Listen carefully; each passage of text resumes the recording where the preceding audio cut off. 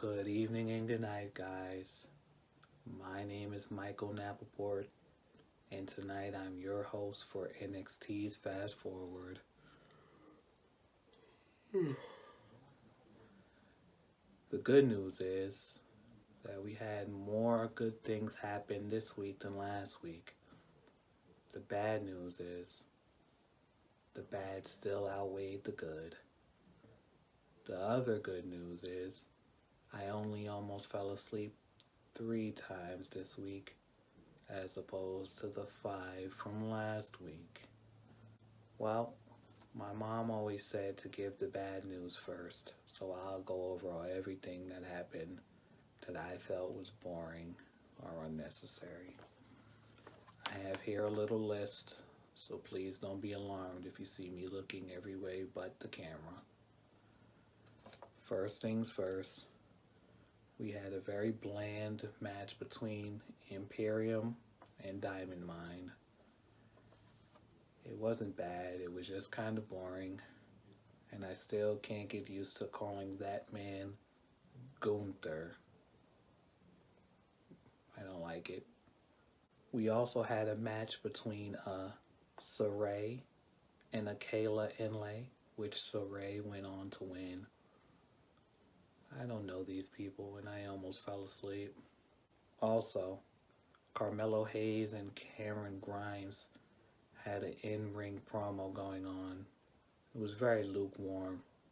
I liked them both, but it was really generic, and I almost fell asleep. We also had a promo from a Von Wagner and a Robert Stone. Von Wagner is just tall to be tall. Not really enthused or amused, and I'm not sold yet. We also had a promo from Dexter Lumis and Indy Hartwell and Persia Parada.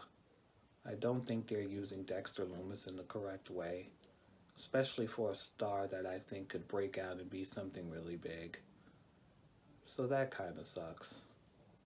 Then we had a promo from a new superstar, a woman by the name of Nikita Lyons, and I'm confused as to if she sings, raps, or wrestles. She looks like the star of the Fox TV series Star. Yeah. We had a match between Andre Chase and Draco Anthony. Don't ask me who Draco Anthony is. I still kind of don't know. Andre Chase walked away with the win, but I don't think anyone cares. We also had Mandy Rose and Kaylee Ray doing backstage promos and running from each other the whole night. Or rather, Mandy Rose was running from Kaylee Ray. It was really boring. That was the 3rd time I almost fell asleep. But with the bad, there are good things as well. The first thing that I would say that was good tonight, there was a Joe Gacy and LA Knight promo. I like them both. They're pretty cool. LA Knight seems to be an early version and green version of maybe Stone Cold meets The Rock, mic-wise. His in-ring ability could use some work, but I think it'll get there. There was also sightings of Harland, of course. He's the next big guy who's, I think, gonna be real big. Besides height, obviously. Pause if applicable. Cora Jade versus Raquel Gonzalez seemed to be a good match. They're both actually pretty good in the ring. Cora Jade is kind of a breakout star. I'd like to see more from her. We had Grayson Waller interfere in Joe Gacy and LA Knight's match to get Joe Gacy to win. I must admit, I don't hate Grayson Waller.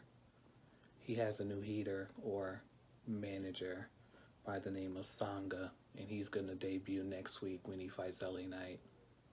That should be cool.